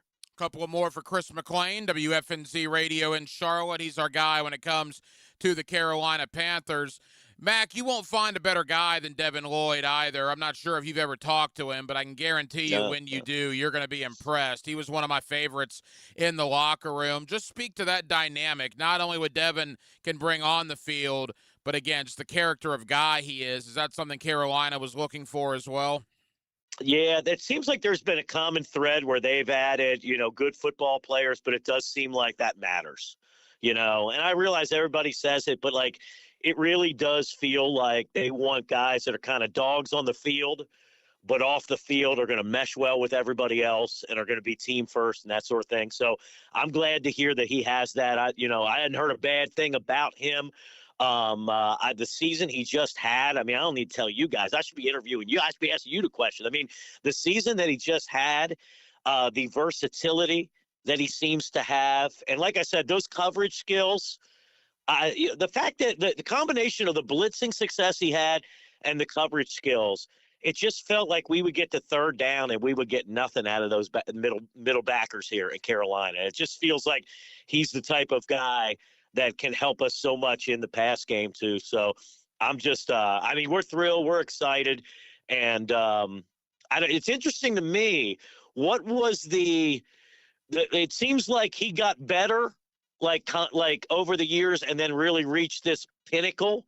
Like what happened early on in his tenure? Or was that just being a part of, teams around him that weren't as good. Well, is that what was going on? Yeah, the thought about Devin Lloyd here, at least the thought that I had, and I think it's a pretty universal thought, at least in these parts, is that Anthony Campanile coming in this year and his scheme really helped Devin Lloyd. Yeah. Devin had Ryan Nielsen as a defensive coordinator before that, and if you want to go back to Mike Caldwell, and it just didn't work out for whatever reason. In fact, the reason they didn't pick up the fifth-year option on Devin Lloyd is going into training camp last year, people thought Ventrell Miller was going to be the starter at linebacker. And then Lloyd had an amazing training camp and an all-pro caliber season. So we're going to be watching from afar because I think a lot of us down here, Chris, are pretty curious. Was last year kind of a one-hit wonder, contract year, that sort of thing? Or has Devin Lloyd really turned that corner? And we'll find out by watching him up there with you guys in Charlotte. Yeah, it's going to be interesting to see. I mean, both the guys the Panthers signed, there are those questions. With Lloyd, obviously, it's like, okay, now he got paid. Is he going to, have that same hunger? Is he going to be that same guy? Can he do it in a different system? It sounds like what you're saying, and I've heard others down there in Jacksonville say that Campanile system seemed perfect for him. Can he do it in this system? With Jalen Phillips, there are questions too. As excited as I am about what the Panthers have done, there are questions. Jalen Phillips has had an injury history, has had a torn ACL and an Achilles tear. But also a lot of people are pointing to the sack totals. A lot of people are nitpicking, hey, he's never had more than 7.5 sacks, but the man's had, 76 pressures in multiple seasons. So I do think that there is an element of boom or bust, especially with Phillips. And I think we are intrigued to see how much does Devin Lloyd mesh with this team. If these two guys hit, I mean, the Panthers were 15th in defense this past season after being last in the league in damn near every category the year before. I don't think it's crazy to think they can definitely be a top 10 unit if these guys perform the way we're hoping. Well, and correct me if I'm wrong, but I mean, from a local standpoint here in Jacksonville, you look at what Carolina's doing. They bring in former Jaguar Devin Lloyd, another former Jaguar in Luke Fortner, a former Miami Hurricane in Jalen Phillips, and a former Florida Gator in Stone Forsythe. And they've done that all in the last 48 hours. So, man, the people here in Northeast Florida might want to pay attention because a lot of their former guys are joining Carolina. All I ask is that when we acquire somebody that was a Jaguar, that it works better than it did when we got C.J. Henderson. That's all that's a low bar. I have set, we could both probably laugh about this one. I have set a very low bar there. You know what I mean? That's what I want to clear, the C.J. Henderson bar. Yeah, C.J. Henderson was terrible here. He was terrible for you guys as well. Chris, as we wrap up, I want to ask big picture, maybe throw a Duke question at you here towards the end. But as far as the Carolina Panthers in that division, and we'll have you back on this summer as we do our division previews, they're already the defending champion. And look, you got a new coach in Atlanta. Tampa Bay just lost one of their best players of all time in Mike Evans. New Orleans appears to be rising, but they're still got a ways to go. I would think Carolina has to feel like they have a great shot at repeating. 100%. I think they do. I think they need to. I still think that Bryce Young needs to become more consistent. Like there are games and there are moments, and he played pretty darn good down the stretch where he looks the part. But it's like, can we get it more consistently? I also think they could use another weapon for him. Although they have two young receivers in McMillan and Coker that look like they are the part. So it's going to be interesting to see that the O-line's being revamped a little bit. Their starter, Ike Ekwonu, tore his patella tendon in that, late in the season in the playoff game. So that's one that they've got to work with now that they weren't planning on. But, yeah, that division is there for the taking. It was last year. It's crazy. The last time I looked at the divisional odds, and I don't know if they've changed since the Panthers made these signings, but the Panthers were the longest shot in the dang division after winning the division. So you get the vibe that there are some people out there thinking it's fluky and not expecting the Panthers to repeat. And maybe that's good. Maybe stuff like that will fuel them a little bit. Well, you're much like us. You do morning radio every day on WFNZ, and for a while now you've been talking about losing teams and the Panthers and the Hornets. And now all of a sudden you look, the Panthers win the division, and the Charlotte Hornets are like one of the hottest teams in the NBA right now. What's going on with that? Dude, I didn't even know it was legal. I don't know if you ever feel this way sometimes. I didn't even know it was legal for us to have one team that was good. The two at the same time? I think, were we breaking laws here in Charlotte? It's been a blast, man. As a matter of fact, I'm dead tired right now because I stayed up watching the whole game last night as they rallied to win in Portland. Whereas in the past, I'd be snoozing in the first quarter of these West Coast games with the old Hornets. So, yeah, the city's so pumped up. You know, I mean, I don't need to tell you the history North Carolina has as a state with basketball. So they love it, and they were just waiting for something like this to get them excited. And it's fun. They got a young core, too. So it's just, you know, you feel like they're starting something, you know, which is also fun. So that's been a blast, man. I appreciate you for noticing, man. I feel seen that Charlotte sports is now at least worthwhile, at least a bit worthwhile. Well, I'm a long-suffering Orlando Magic fan, so I'm keeping my eye on you guys because we might end up playing you in the play-in a couple of weeks. Hey, Chris, final question. Down here in these parts, everybody's fired up for the tournament, and obviously Selection Sunday approaching.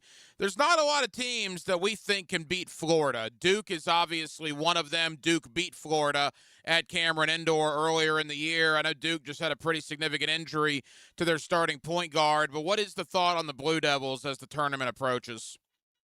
Man, I love this Duke team. I love the way – I mean, how can you not love Cam Boozer and just what he does everything on the floor for this team? I love the way they play team defense. But, man, that injury to Caleb Foster. They also are not going to have Patrick Gungba, one of their big men alongside Boozer for the ACC tournament. But it sounds like he'll be back for the NCAA tournament. The Caleb Foster one that you were alluding to, the point guard, he fractured his foot in that Carolina game. And John Shire kind of admitted yesterday that they would probably have to go to the Final Four to get him back. And so that's concerning. And then when you get him back for the Final Four, because I could definitely see a world where Duke's good enough to get through their region to the Final Four. But let's say a team like Florida is there facing them in the Final Four.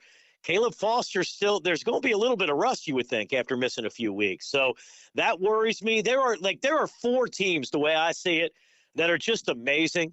And it feels like there's a gap to everybody else. And it's obviously Duke, Florida, Michigan, and Arizona.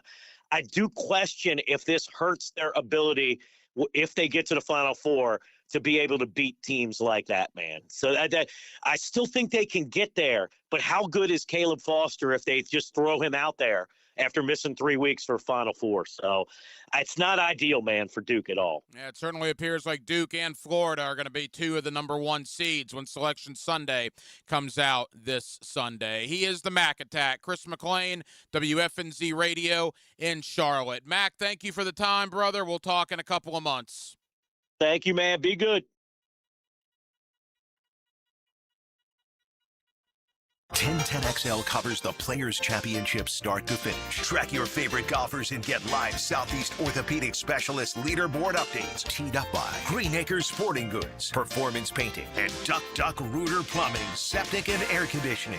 All right, Jacksonville, you know spring has officially arrived when the pollen's flying, the grass is growing, and your septic system starts thinking about getting your attention. Trust me, a simple pump out now can save you from a disaster that'll have the whole neighborhood holding their noses. That's why you call Duck Rooter the only master septic contractor in Northeast Florida. Real pros, not somebody guessing with a shovel.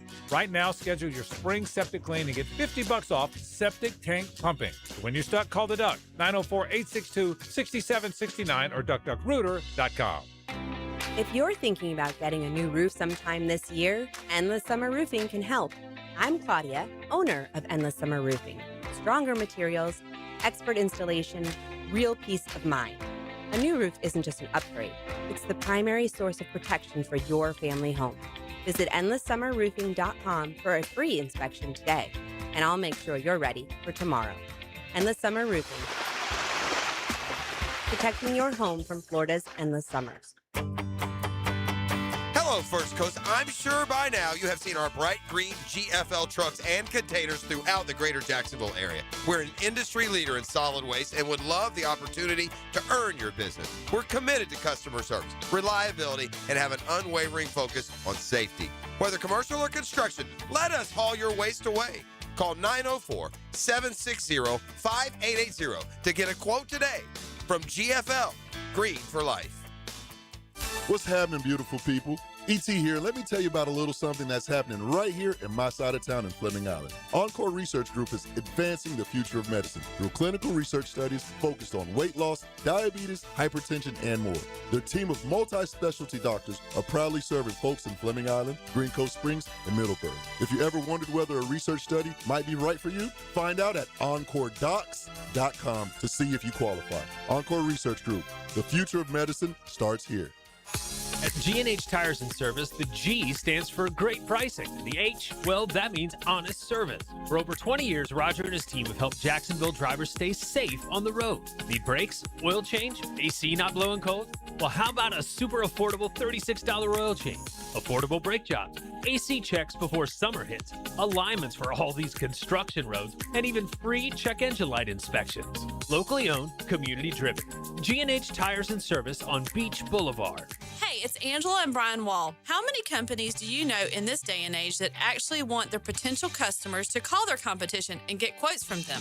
That's what WindoWorld wants you to do. WindoWorld knows there are other window companies out there, but we also know those other guys. When compared to WindoWorld, they can't offer you the quality at the price that WindoWorld can. And with WindoWorld, you get the absolute best guarantee there is in the window replacement business. If anything goes wrong with your new WindoWorld windows, 5 years from now, 10, 15, 50, WindoWorld and I will be there to fix it for you. You get peace of mind with WindoWorld, and to top it off, WindoWorld windows increase the value of your home. So look what you get with WindoWorld. Quality windows, low price, the best guarantee in the business, energy savings, and an increase in the value of your home. A win-win for you. Call WindowWorld today and get your free in-home estimate, or see them online at windowworldneflorida.com. WindoWorld, simply the best for less. Thank you for your business. Window World also offers energy-efficient doors. Bueller. Stay cooler with Bueller. Hey, pal. Stand back, Jason. I'm gonna Sneeze? Yeah, I saw that coming. It's all this spring pollen, Jason. It's outside and it's inside my house, and I just can't stop. I can't stop. Sneezing?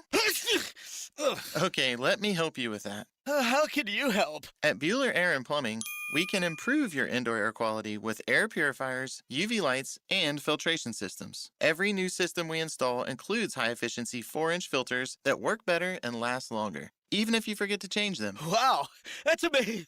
It's amazing. Life can get pretty dusty sometimes. If you spend all day, you could miss it. Stay cooler with Bueller. Visit BuellerAir.com. Looking for adventure? Need a machine that works as hard as you do? CF Moto has you covered. At Ride Now Beach Boulevard, we've got CF Moto ATVs and UTVs built for any task, any trail, anytime. Tear up the dirt with the trail-tested C-Force ATV lineup, or conquer through terrain with a Z-Force UTV. Find your CF Moto ride today at Ride Now Beach Boulevard, or visit RideNowBeachBoulevard.com. ATVs and UTVs are for riders 16 and older. They can be hazardous to operate. CF Moto recommends an improved safety training course.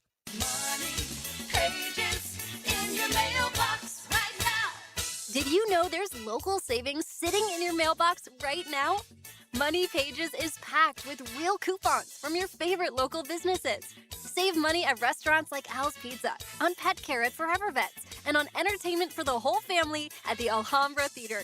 Plus, make sure to download the Money Pages app for savings on the go. Money Pages in your mailbox right now.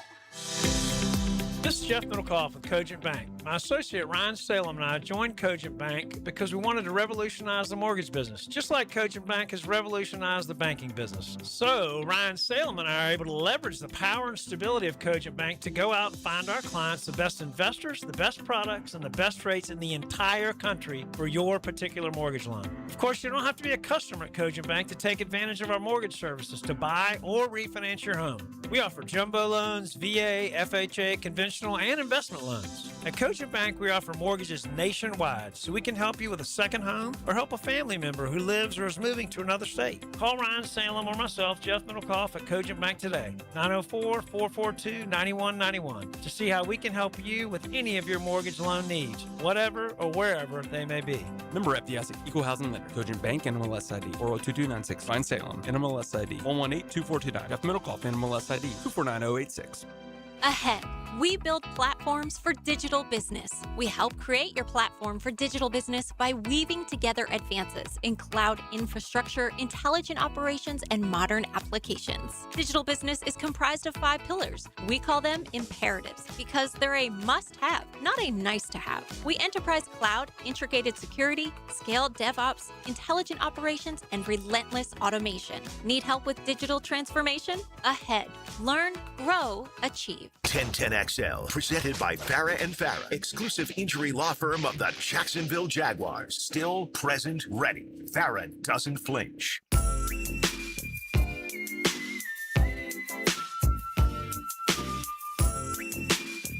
This is Hacker After Dark on 1010XL. With you till 10 o'clock. Glad you're with us. Hacker After Dark, 1010XL, 92.5 FM. Appreciate Fletcher Mackel in New Orleans and Chris McLean in Charlotte joining us tonight. I just thought I'd give you guys a little different perspective. We've spent so much time this week talking about the departures of Etienne and Lloyd. Well, what are they saying in the cities that they're coming to? What are they saying in New Orleans about Etienne's arrival? What are they saying in Charlotte about Devin Lloyd's arrival? So I appreciate Fletcher Mackel in New Orleans and Chris McLean in Charlotte for joining us tonight here on Hacker After Dark. We will get back into the Jacksonville Jaguars with Gerald Ingram. 18 years as a running back coach in the National Football League, 2 Super Bowl rings on his finger from his time with the New York Football Giants. I want to get Coach on to talk about Etienne's departure and what it means for the 2 young guys on the team in Bashal Tutin and LaQuint Allen. Obviously, we know Chris Rodriguez is also in the mix, but I want to focus primarily on Tutin and Allen and what their roles are going to be now with Travis Etienne no longer being a part of the Jaguars. Gerald Ingram joins me in about 10 minutes. Quickly looking around the world of sports tonight, they've gone to extra innings in Gainesville. SEC opener between Florida and South Carolina, and they're scoreless. 3 hits combined for South Carolina and Florida. It is a 0-0 ball game in the top of the 10th. I wonder how many college baseball games this season in the country. You take every college baseball game that's been played for the first month of the year, how many have gone to extra innings tied 0-0? I can't imagine that many have. Pretty crazy stuff. So we'll see what happens between the Gamecocks and the Gators, but a 0-0 tie in the top of the 10th inning. And the madness has begun. We know Florida beat Kentucky. They will play Vanderbilt tomorrow in the semifinals of the SEC tournament. How about a buzzer beater in the Big 12? Really good game between Arizona and Iowa State. Arizona was up 3. Iowa State hit a 3 to tie it with 20 seconds to go. Arizona does not call a timeout. They drill a game winner as time expires. Arizona 82, Iowa State 80, and the madness. Oh, I love it. Love March, the pandemonium there in the Big 12. They're in the title game. They will play the winner of Kansas and Houston, which is a game that will tip off here in about 20 minutes or so. As we said, Florida, a winner over Kentucky earlier today. The Gators, a perfect 3 for 3 over the Kentucky Wildcats. They play Vanderbilt tomorrow in the semifinals of the SEC tournament. 1 o'clock, Sean Kelly on the call, Gator Radio Network. You'll hear it right here on 1010XL. Coming up next, back into the National Football League, back in to the Jacksonville Jaguars. Travis Etienne gone. What does that mean for Bashal Tutin? What does that mean for LaQuint Allen Jr.? Let's talk to a man that coached running backs for 18 years in the National Football League. Again, he won a couple of Super Bowls. You hear him every Sunday during the year on the 5th quarter. My buddy Gerald Ingram joins us next on a Friday night here in the city of Jacksonville. We're with you till 10 o'clock. We're glad you're with us. Hacker After Dark, 1010XL and 92.5 FM. Wherever you go, there we are. I know. I checked online. 1010XL is on your smartphone and tablet. Download our free app for all devices and take us with you around Duval and around the world. Blue here for the Blue Crab House, located right off of San Jose. It's on Jewington Creek Road. They've been around since 1996. Indoor-outdoor dining. Also, takeout is available at the Blue Crab House. Open 4:30 to 9, Tuesday through Saturday. Sunday, noon until 9. Remember, Tuesday, $2 margaritas. Wednesday, $1 oyster night. How about the blue crabs? How about my personal favorite, the Canadian snow crabs? Whatever it is that you fancy, you get it right there. The Blue Crab House. Go to the Green every Saturday morning. Happy learned how to putt. And get golf tips and talk to help make your golf game more fun on the Edwin Watts Golf Hour. Saturday morning at 10 on 1010XL. Next time you head into a Gate convenience store, look for Form Energy Drink, designed to provide energy, hydration, and focus straight from Dana White and AB, celebrating those who embrace grit, discipline, and resilience in their everyday lives. Check out Form Energy at a Gate convenience store.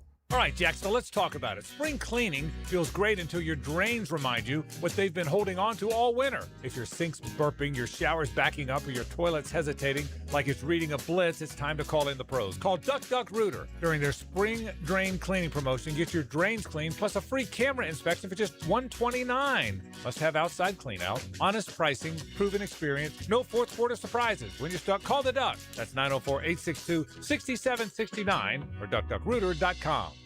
Checkmate. I'm Brendan Cecilia, founder of Checkmate Coatings. And I'm Chester, Checkmate's mascot and brand ambassador. Why do you even talk in these ads? People see me on the trucks, Brendan, so they expect to hear from me as well. But I have over a decade's experience personally installing high-quality polymer floors right here in Jacksonville. Well, I'm a professional mascot, riding around on the side of your trucks, smiling at passers-by. Then could you at least tell people about our two-stage polymer application process? Give your garage the finishing touch with a gorgeous floor that's guaranteed to last? A bit busy posing for selfies, I'm afraid. Years of experience? Check. Adorable mascot? Check. The team you need to make your garage gorgeous? Checkmate! Transforming your floors, making them great. Checkmate. Visit checkmatecoatings.com. That's checkmatecoatings.com. Rick Ballou for Coy Dental. That's right, Carlson Dental is now Coy Dental. Dr. Lee has been practicing there for 9 years, has purchased the company. The Coy Dental team still has the same great dentists and staff. And remember, if you get nervous visiting a dentist, don't. There's never a problem at Coy Dental. With light sedation for cleaning and deep sedation for all your restorative needs. Coy Dental, located in Bartram Park. We've all been there. You hear about an incredible event Monday morning, but it happens Sunday.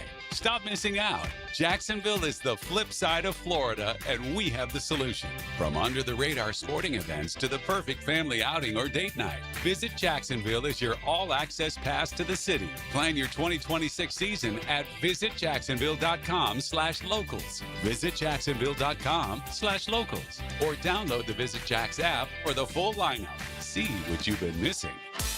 Bro, have you heard about the hottest and newest sports league in town? Vanguard Sports League isn't just VIP, it's the standard. Smoke-filled tunnel intros, cool benches with canopies, big scoreboards, championship rings, and convenient locations all across Jacksonville. Oh, and Mascot Potty's there hyping everyone up every game. No wonder it's the talk of the town. Spring and summer registration now open. Search VanguardSportsLeague.com today. Has someone you care about been arrested or had their driver's license taken away? I'm Susan Cohen, and I work with David Robbins at the law firm of Epstein & Robbins. We are experienced fighters for those charged with DUI, domestic violence, and all criminal offenses. In your battle with the justice system, there's only one thing you need to know. Dial David 24/7 at Epstein & Robbins, 354-5645. 354-5645. Get ready for spring turkey season at Green Acres Sporting Goods. Find shotguns trusted in the field from Browning, Beretta, and Benelli. Plus, the newest bows are ready to test shoot from Hoyt and Matthews. For over 55 years, Green Acres Sporting Goods has helped Northeast Florida hunters gear up with confidence. Stop by Green Acres today at the corner of Normandy and Hammond Boulevard or shop online anytime at greenacresporting.com. Tara Lagaman for Local Fair Jacks. It's our go-to for local produce, eggs, and meat. You pick exactly what you want each week online, straight from local farmers. And knowing where your food comes from matters. Visit localfairjacks.com. 1010XL, presented by Farah and Farah, exclusive injury law firm of the Jacksonville Jaguars. When it's game time, Farah doesn't flinch. Now, the Monaghan's golden moment. Monaghan Jewelers in Atlantic Beach, your local family jewelers. Back here on 1010XL at 92.5 FM in the city of Jacksonville. We are glad you are with us. NFL free agency underway. And certainly one of the big stories here in Jacksonville is, can I call it the end of an era? 5 years Travis Etienne spent here as the Jaguar running back. He's actually third all-time in rushing yardage for the franchise, trailing only Fred Taylor and Maurice Jones-Drew. And heck, for that matter, he's in the top 25 all-time in receiving yardage as well. But no more, as he goes home to the state of Louisiana, as he will sign with the New Orleans Saints. Let's talk about Etienne's departure and what that means for a couple of young guys, Bashal Tutin and LaQuint Allen Jr., and let's do that with a man that coached running backs in the National Football League for 18 years. He's got a couple of Super Bowl rings on his finger as well from his time with the New York Giants. Of course, I'm talking about my buddy, the coach, Gerald Ingram. You hear him every Sunday on the fifth quarter during the season, and he's always kind enough to join us here on Hacker After Dark. Coach, hope your off-season's going well, bud. How are you? Oh, it's always been great. You know, when you have an opportunity to talk football and get together with you and continue those things, I'm excited. So I'm excited about next year for the Jaguars as well. Yeah, there's no doubt, and it's going to look different in the backfield, and I wanted to get you on for your expertise. Again, there's not a lot of guys walking around that coached running backs for 18 years in the National Football League like you did. Your immediate reaction when you saw Travis Etienne depart for New Orleans? You know, I'm excited for the young man because he did it right. You know, he did what he was supposed to do here. He produced. You know, he was a silent soldier. He held on to the ball. He caught the ball. You know, he inspired the people offensively and defensively in his playmaking. You know, he ran with speed. You know, has some athletic ability. He did it right this year. And like I said, he was a silent warrior, and that's the way to do it. Your successes are based on performance, and your contracts are based on performance. And it was good to see that there was a team out there that values him and gives him an opportunity financially to protect himself through the years. So that's what it's all about. You know, he produced, he did what he had to do, and now it's an opportunity for these two young kids to take advantage of it. You know, I think some people, Coach, were surprised that Etienne left for New Orleans. But, boy, there's something to be said about going home, right? He's from the state of Louisiana. He gets to go play for a team that I'm sure he grew up watching out there. That's got to be pretty exciting for him, you would have to think. Oh, that's definitely – I mean, that's an added plus to the thing, you know, to the whole big deal. Not many people get a chance to do that. But all in all, it's a financial deal. And that's, you know, that's what this profession has grown to, no matter if it's college football now or in the NFL. But when you produce and you train yourself all year round to be a strong contributor to an offense, and like I said before, he held on to the ball and he did all the necessary things, but you got to be really excited about it. You hate to see him go. You like, you know, that hopefully these two young kids learn how to be a pro through him. And that's a great asset, you know, to have a guy like that on your team that, you know, becomes a hard worker and see what happens when you work hard. The coach, Gerald Ingram, with us here on Hacker After Dark. Coach, final thought about Travis Etienne. How will you remember him? You know, when we're talking about best Jaguar running backs 5 years from now, obviously there's a thought about Fred Taylor. There's a thought about Maurice Jones-Drew. I don't think ETN is in that conversation, but he's right there underneath it. How will you remember Travis Etienne as a Jaguar? Well, you know, it's always harder, you know, when you're on a team that doesn't win. But the thing I'm going to remember about him is a guy who plays with a lot of speed and plays every down. You know, he's an every down type guy that, you know, offensively as a weapon, I always thought over the years could have been used a lot more out of the backfield. And Liam Cohn did a great job this year showing his abilities. And that's why he became, you know, marketable from that standpoint. His ability to play every down, be utilized in the pass game. He protected the quarterback better this year than he has in the past. So, you know, he's, you know, I thought he could have got more. And then there's other things that he can do to get better. He's still a young running back. So they're getting a quality guy that they can utilize. And in past years, the Saints have had very good, you know, third down back receivers, all around backs that can contribute running the ball. You know, he can go the distance at times. There's certain yardages. He's smooth. He can, you know, he's seeing the field a lot better now. He's older, more mature. I think he's a guy that you can win with. So it'll be interesting to see, you know, if they grow. You know, I think they may have gotten a guy who can still get better. Now let's talk about the Jaguars moving forward. You mentioned the two young guys, obviously the first of which is Bashel Tutin, 307 yards rushing last year in his rookie campaign. He found the end zone 7 times, 5 times on the ground, 2 times through the air. Coach, I don't know if he's going to be a running back 1. Does he have the frame to be a running back 1, or does it need to be running back by committee with Tutin? Well, I think nowadays you got to win with committee.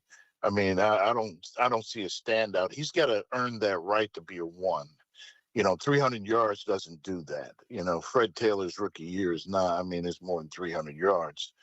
I think he had an opportunity to play this year. He got an opportunity to show that he does have some speed, some shiftiness. He's got strong legs to stay on his feet. He does have to stay on his feet a little bit more and get more yardage on the field. So I think it's going to be a growing process still, and earning the respect that he can play 16 games in every game and be a really solid, strong competitor. What you're really looking for out of this young man that he took advantage of an opportunity is what you want to see in this offseason. That, it comes around. You can't take it lightly, and hopefully he's in position mentally to handle, that lead dog situation. Don't give it up. Now, the other kid, he's got to learn, he's tough, he's physical, he's special teams, but he's got to be careful that he doesn't get labeled as just a special teams guy. You know, we all pay these running backs to score touchdowns, make plays, do those things. He's got to show that he has the athletic ability to do all the things that they want him to do on first and second down and third down. No question about his toughness and his ability to pick up, but he's got to show he's an athlete out there, that he can make people miss. He can continue the drives. You know, he can keep the excitement as a running back and keep everybody motivated.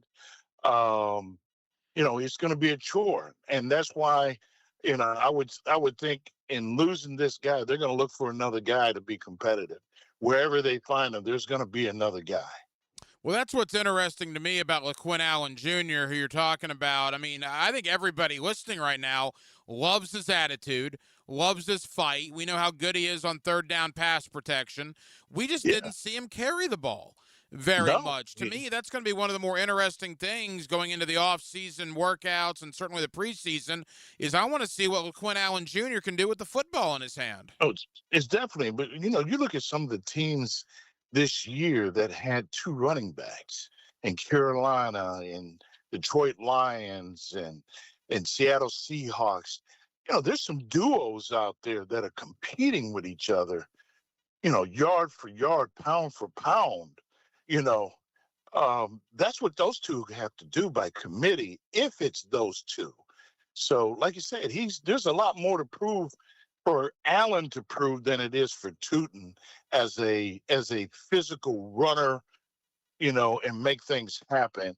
And the benchmark has always been for a running back that I've always told them is if you're not over 4 yards a carry, you're just another guy. And that's just a profession. You're not going to be able to grow. You're not going to be marketable because they'll find someone, and he's got to reach that benchmark. Final moments with the coach, Gerald Ingram. Coach, as we begin to wrap up, obviously there's some Jaguar fans listening tonight that aren't thrilled with what's transpired in free agency. The Jaguars did not make a lot of splashes because they couldn't. They had salary cap constraints, unlike in years past. But the one thing I think that's important to remember, and I've tried to remind them about this tonight, as it stands right now, 19 of the 22 starters that played in that Buffalo playoff game are under contract. That doesn't even take into account you get Travis Hunter back, you get Caleb Ransaw back, you get Wyatt Milam for a full offseason healthy. Those are your top 3 draft picks from last year. You also have 11 picks in this year's draft, including 4 in the top 100.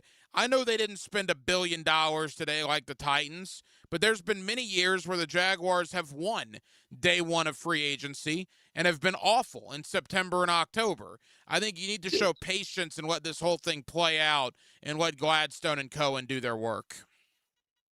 Oh, you definitely have to. It was a blessing to be able to have the first year that they had. That doesn't happen all the time. But 2025 was last year, and now we're in 2026. And everybody has an opportunity to be better than they were a year ago. So you got to put that behind you.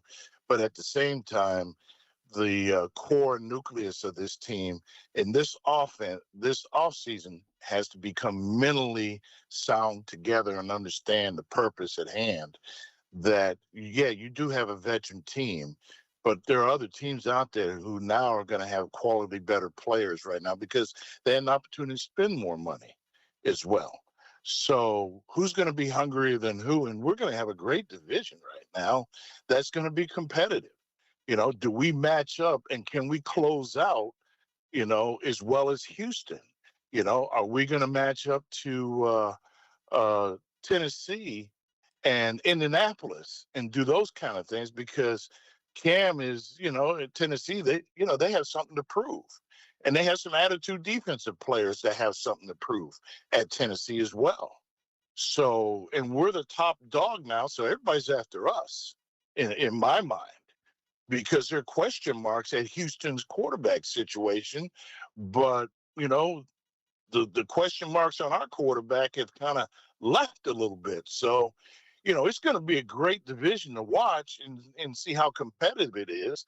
And this offseason is going to be real critical. There's no doubt. It really started this week with free agency. The NFL draft is next week. Heck, the Jaguars come back to work next month as well, and they will be on the field for OTAs in about 2 months' time. The coach, Gerald Ingram. Coach, hope your offseason continues to go well.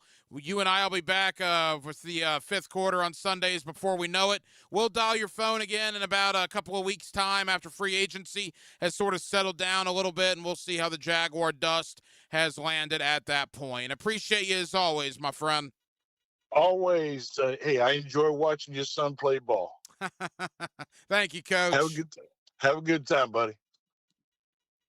And thank you to the coach, Gerald Ingram, for joining us tonight here on Hacker After Dark as we took a look at the departure of Travis Etienne, what his departure is going to mean to the Jaguar offense moving forward in 2026. Of course, Bashal Tootin, LaQuint Allen Jr. will be firmly in the mix, as will Chris Rodriguez, the new free agent signee from Washington. As I mentioned last night, Etienne accounted for basically 1,400 all-purpose yards from scrimmage in 2025. If you combine what Rodriguez did in Washington with Tootin and Allen here in Jacksonville, they were at about 1,064 yards from scrimmage. But, Etienne got considerably more opportunities than those three guys did. So, Can the Jaguars overcome that? Can they replace Etienne's production? We will see. And we certainly appreciate the head coach, Gerald Ingram, for joining us this evening. So we certainly spent some time on that. I thought it was interesting, too. We went to Charlotte to talk about Devin Lloyd and how he's being received up there with Carolina fans. Likewise, we went to New Orleans and talked about Travis Etienne going home to the state of Louisiana and how that is being received out there on the Bayou. Obviously, March Madness continuing. Selection Sunday comes up this Sunday. Miami will be in the field. Georgia will be in the field. Florida will obviously be in the field. And we will know Sunday evening the paths that everybody has as the field of 68 is revealed. And then the players continues this weekend. It's been a very exciting first 2 days of action out at Sawgrass. And we will ultimately see what happens with Saturday and Sunday action still to come.